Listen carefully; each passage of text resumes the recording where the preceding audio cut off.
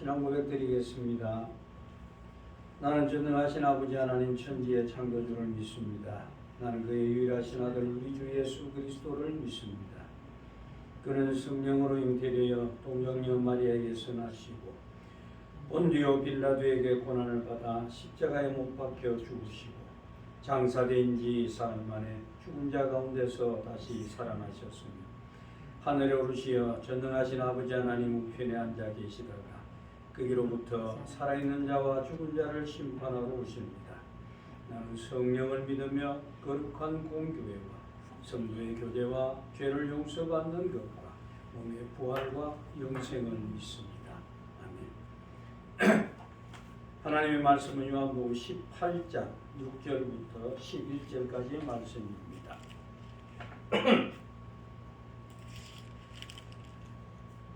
예수께서 그들에게 내가 거니라 하실 때에 그들이 물러가서 땅에 엎드려지는지라. 이에 다시 누구를 찾느냐고 물으신데 그들이 말하되 나사렛 예수라 하거늘. 예수께서 대답하시되 너희에게 내가 거니라 하였으니 나를 찾거든 이 사람들이 가는 것을 용납하라 하시니 이는 아버지께서 내게 주신 자 중에서 하나도 잃지 아니하였사옵나이다 하신 말씀을 응하게 하려 함이라. 이에 시몬 베드로가 칼을 가졌는데 그것을 베어 대제사장의 종을 쳐서 오른편 귀를 베어버리니 그 종의 이름은 말고라. 예수께서 베드로더러 이르시되 칼을 칼집에 꽂으라. 아버지께서 주신 잔을 내가 마시지 아니하겠느냐 하시느니라.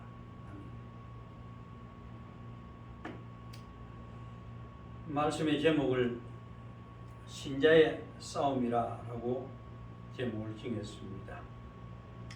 하나님의 자녀로서 살아야 하는 신자는 주변에 일어나는 현실적인 문제를 어떻게 바라보느냐에 따라서 그 사람이 무엇을 소망하는지를 볼 수 있는 아주 중요합니다. 사람들이 현실 문제를 어떤 가치관을 따라 바라보느냐에 따라서 그가 추구하는 것이 세상의 것인지 영원한 하늘에 속한 것인지를 알 수 있기 때문에 그렇습니다. 단편적인 예를 들자면 건축 현장에 일하시는 분들에게 그 현장에서 사용하는 여러 기 자재들이 없으면 안 되죠. 그 밥벌이 하는 것인데, 그러나 다른 직업을 가진 분들에게는 한갓 고물로 보일 뿐입니다.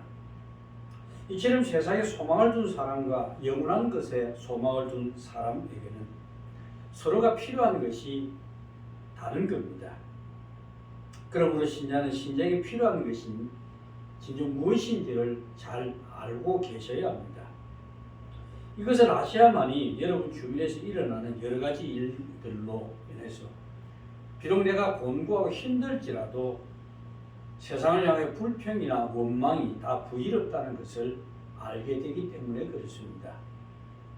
더구나 신자인 여러분이 항상 염두에 두셔야 할 것은 하나님께서 우리를 위해서 존재하시는 분이 아니라는 겁니다. 하나님은 하나님 자신이 목적한 바를 위해서 인간을 지었습니다. 우리는 지음받은 존재라는 겁니다. 이것이 분명해야만이 하나님께서 이스라엘에 예수님을 보내신 것은 자기 백성으로 택하신 이스라엘을 죄로부터 건져내시기 위해서 아들 되신 예수님을 보내심은 전적인 하나님의 은혜로 받아들일 수 있는 겁니다. 저 어린 양 되신 예수님이 아니면 인간의 죄를 속할 수 없다는 것, 이것이 우리가 분명해져야만이 예수님이 이 땅에 오신 것이 축복인 겁니다. 그러나 그 예수님에 대해 이스라엘의 반응은 전혀 달랐죠. 그들에게는 자신들을 인정해주고 로마의 압제로부터 벗어나게 해줄 힘을 가진 정치적인 메시아가 필요했습니다. 신자들 가운데도 그 사람들처럼 생각하는 분들이 계십니다. 그 이유로 굳이 말씀을 드리자면 하나님이 이스라엘에게 하시려는 일은 이스라엘 하나님의 영원한 진노로부터 구원함에 있습니다. 그러나 이스라엘이 원하는 것은 자신들을 압제하고 있는 로마로부터 벗어나는 것이듯이 우리 역시 힘든 삶의 문제에서 벗어나고 싶은 것이 사실입니다. 그걸 위해서 우리는 하나님을 믿는 분들이 많이 볼 수 있습니다. 그러나 우리의 삶의 문제는 성경의 시각으로 바라보시면 아무것도 아닙니다. 왜냐하면 인간은 원래의 삶이 이런 것이 아니기 때문에 그렇습니다.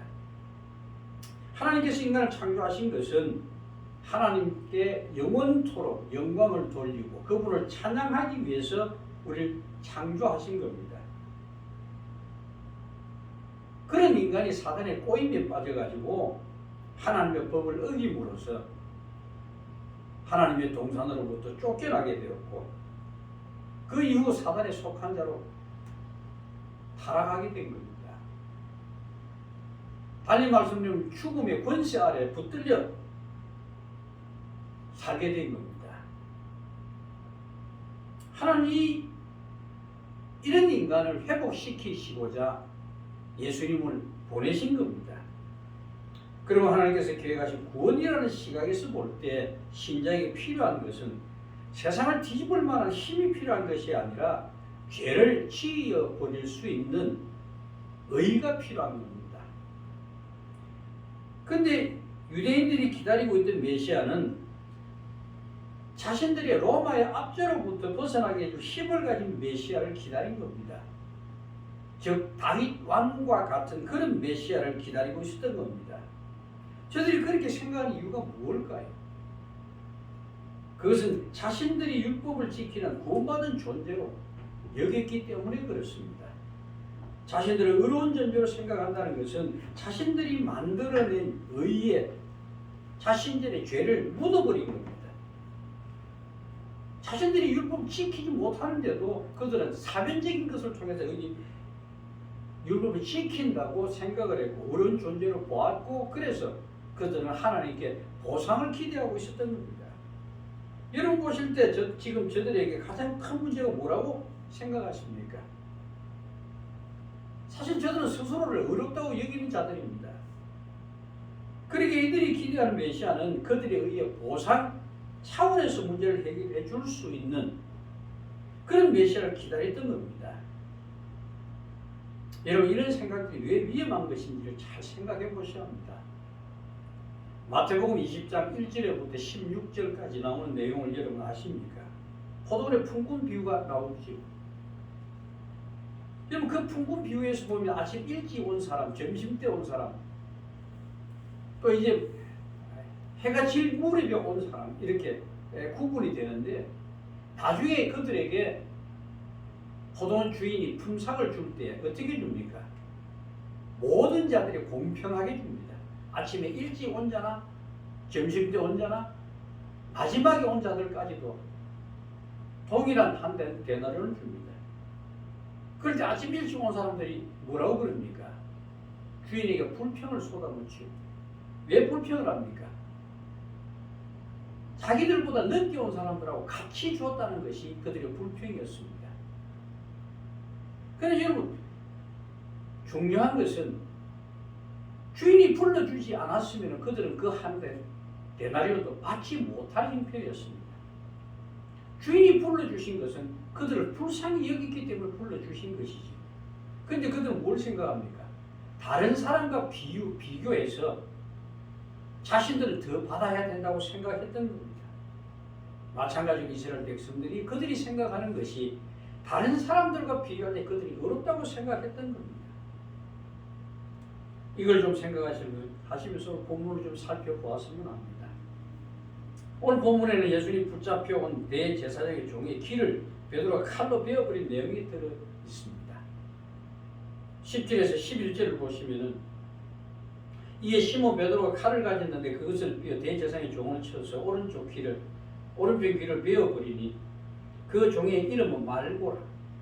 예수께서 베드로 들어 이르시되 칼을 칼집에 꽂으라. 아버지께서 주신 자를 내가 마시지 아니하겠느냐 하시니라. 이 베드로가 칼을 휘두른 사건에 대해서 각 복음서들은 조금씩 다르게 기록하고 있지만은 동일한 사건을 언급하고 있습니다. 그럴지라도 그 의미하는 바는 조금씩 다릅니다. 이런 사실들은 우리가 성경 각본을 이해하는 데 있어서 아주 중요한 것을 깨닫게 합니다. 왜냐하면 제자의 기록 의도와 당시 배경에 따라서 본문 해석 자체가 달라지기 때문에 그렇습니다. 그 예가 사복음서는 내용이 서로 중복되는 것이 많음에도 불구하고 같은 해석을 할 수 없는 이유가 여기 있습니다. 마태복음에서는 금을 도로 집에 꽂으라 하시면서 금을 가지는 자는 다 금으로 망한다고 말씀하시죠. 그러고 위에서 마태복음 26장 53절에 보면은 뭐라고 말씀하냐? 너는 내가 아버지께 구하여 지금 12영 더 되는 천사를 보내시게 할 수 없는 줄 아느냐라고 말씀하십니다. 마태는 예수님이 천사들을 불러서 심판하실 수 있는 분인데도 불구하고 그렇게 하지 않으시고 붙들려 죽으시는 것은 그렇게 해서 성경을 응하게 하심으로써 하나님이 예수님을 보내셔서 세우시는 하나님의 나라는 칼로 세우는 그런 힘으로 세우는 그런 나라가 아니라 예수님의 희생과 섬김으로 세워지는 나라임을 가르치고자 하는 것을 우리에게 알려주고 있는 겁니다. 그런데 마가복음에서는 베드로 행위에 대해서 다른 언급을 하지 않습니다. 심지어 종을 쳐서 길을 떨어뜨린 자 베드로라는 이름조차도 언급하지 않습니다. 다만 금과 몽치를 가지고 예수님이 잡으러 온 무리들을 책망할 뿐입니다. 마가는 이 말씀을 금과 몽치를 들고 예수님을 잡으러 온 사람과 베드로를 같은 속성을 가진 자로 일치시키고 있는 겁니다. 그래서 마가는 하나님의 아들이신 예수님은 세상 권력의 힘에 의해서 죽으셨음을 말함으로써 예수님과 힘을 분리시키고 있는 겁니다. 그러므로 신자가 예수님을 구주로 믿는 것은 세상의 부와 힘을 가지는 것과는 전혀 상관이 없는 것일 뿐만 아니라 오히려 힘을 포기할 수 있는 것이 믿음이고 하나님의 나라를 소망하는 자의 참된 모습임을 우리들에게 가르쳐주기 위함으로 볼 수 있는 겁니다. 반면에 누가복음은 22장 51절에 보시면 이것까지 참으라 하시고 그 길을 만져 낫게 하시더라라고 기록하고 있습니다.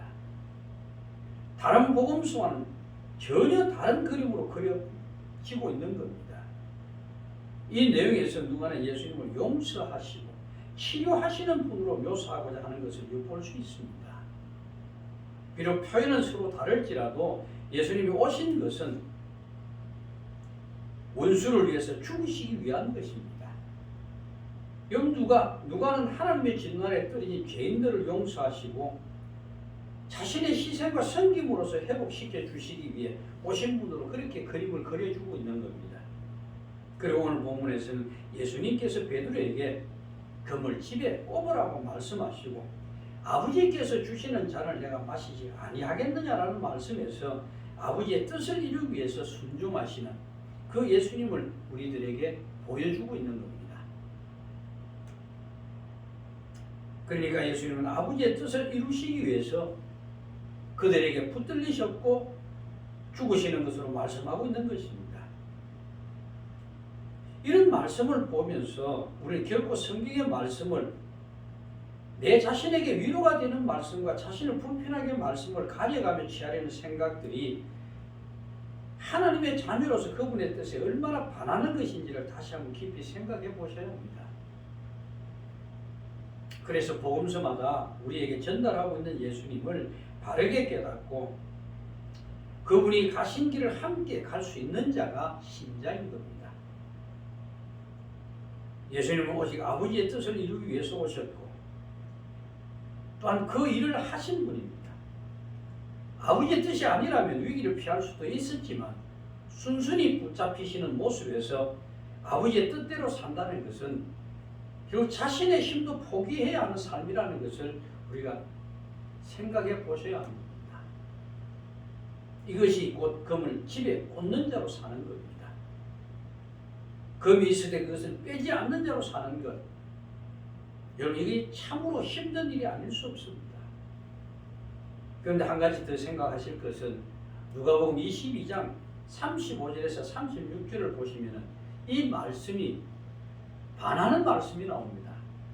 거기 보면 이렇습니다. 저희에게 이르시되 내가 너희를 전대와 주머니와 힘도 없이 보내었을 때 부족한 것이 있더냐? 가로되 없었나이다.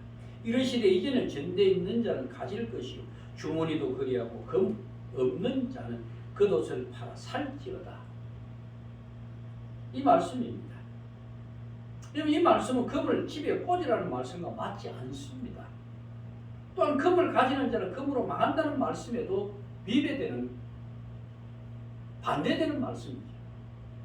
금을 가지는 자는 금으로 망한다고 하시는데 왜 겉옷을 팔아서 금을 사라고 하시는 겁니까? 이것은 35절에서 그 답을 찾아볼 수 있는데 예수님은 제자들에게 내가 너희를 전대와 주머니와 힘도 없이 보내었을 때 부족한 것이 있더냐라고 그렇게 질문을 던지십니다.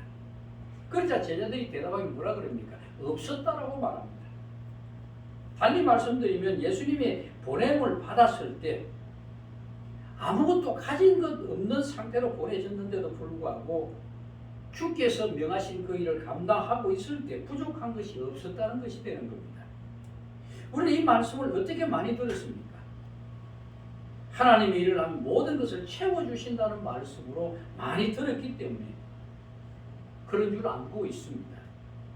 하지만 이 말씀이 우리에게 가르치는 것은 예수님이 보내셔서 하게 하신 일이라 돈과 힘으로 하는 것이 아니라는 것을 말씀하고 있는 겁니다.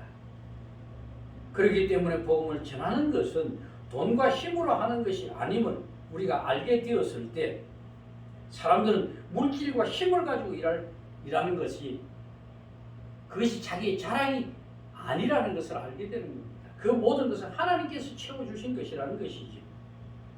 그러니까 힘이 있다고 해서 그것을 자신을 과시하는 것으로 그걸 하나님의 주신 복으로 그렇게 드러내는 것은 참 어리석은 것입니다. 그럼 우리가 예수님의 증인으로 세상에 보냄을 받은 자로서 진심으로 예수님만을 전하는 자로 살고자 힘쓴다면 사실은 우리들이 아무것도 부족할 것이 없다는 것을 깨닫으시라 합니다. 신자가 복음을 전하기 필요한 것은 돈이나 힘이 아닙니다. 복음입니다. 그 일을 위해서 하나님께서 우리들에게 뭘 주셨습니까? 성령을 보내주셔 구원하셨고 성령의 능력을 우리들에게 주셨고 그러면 복음을 깨닫게 하고 알게 하신 뿐만 아니라 전하게 하신 겁니다. 그것으로 모든 것이 충족된 겁니다. 그런데 베드로는 이것을 이해하지 못하고 단순히 자기 힘으로 예수님이 붙들려 가시는 것을 막아야 한다고만 생각한 겁니다. 질 수 없다는 것이죠. 억울하다는 것이죠. 그러나 그것이 곧 지는 것임을 베드로는 몰랐습니다. 세상은 칼을 소유하려고 애를 씁니다. 왜 그럽니까? 세상은 칼이 있어야 자신을 보호하고 자신이 원하는 행복한 삶을 살 수 있다고 생각하기 때문에 그렇습니다. 이런 세상에서 신자는 칼이 있대 칼을 휘두른 자로 살지 않는 사람입니다. 왜냐하면 칼 자체가 자신의 힘이 아님을 알고 있기 때문에 그렇지요. 뿐만 아니라 신자로서 세상에서 해야 할 일이 칼을 휘두르는 일이 아님을 우리는 깨달아야 합니다. 저와 여러분의 신념이 분명하다면 과연 어떤 모습으로 세상에 존재해야 할 것인지 깊이 생각해봐야 할 부분입니다. 여러분 영원하신 그리스도를 바라보십니까? 그분 우리를 위해서 정말 벌레반도 못한 우리를 위해서 자신의 모든 것을 내어주었습니다. 그로 인해서 우리는 구원받는 자들입니다. 그분을 보내주신 그 하나님이 우리를 얼마나 사랑하시고 얼마나 우리를 긍휼히 여기셔서 하늘의 복된 것으로 우리에게 채워주셨는가 하는 것을 여러분이 생각해 보셔야 합니다. 이 은혜를 여러분 아셔야만이 여러분이 칼을 원하고 칼을 휘두르는 것이 주님의 십자가와는 아무런 상관이 없는 것임을 아시게 될 겁니다. 그것뿐만 아니라 예수님께서 자기를 부인하고 자기 십자가를 지고 나를 따르라고 하신 주님의 말씀을 깨닫게 될 겁니다. 교회는요, 세상 것이 아닌 하늘에 신령한 것을 구하는 사람들이 모임입니다. 이런 교회 안에서 자신의 손에 있는 그 칼을 휘둘러서 다른 사람들에게 상처를 입히고 또 상대방도 지지 않으려고 칼을 구하는 모습을 보게 된다면 그것은 이미 그리스도를 머리로 하는 교회의 모습을 잃어버린 겁니다. 금을 가진 자는 금으로 망한다는 말씀처럼 교회가 힘을 추구하면 그 교회는 이미 신령한 힘을 잃어버린 교회입니다. 아무리 외형적으로 아름답고 부러워할 정도의 그 건물을 지어놓았다 할지라도 이미 그 속에 있는 신자들의 그 심령은 이미 성경이 아닌 겁니다. 그런 교회는 십자가 그 종탑을 아무리 높게 세워서 붉은 불을 밝히고 있다 할지라도 그 교회는 십자가 없는 교회일 수밖에 없는 겁니다. 그런 교회는 쇠약해져 있고 영적으로 피폐해 있는 교회라고 말씀드릴 수밖에 없는 겁니다. 코로나19로 인해서 교회가 정상적인 예배를 드리지 못하는 것을 보면서 정부가 교회를 핍박한다, 예배를 방해한다, 그렇게 주민의 목청을 높이시는 분들이 계실 겁니다. 물론 마음이 불편할 수 있습니다. 그러나 우리가 진정 경계해야 할 것은 세상이 아닙니다. 여러분, 세상 복음을 전해야 할 영혼들이 있는 곳입니다. 먼저 시간에서 드렸듯이 우리가 정말 경계하고 싸워야 할 것은 진리와 비진리입니다.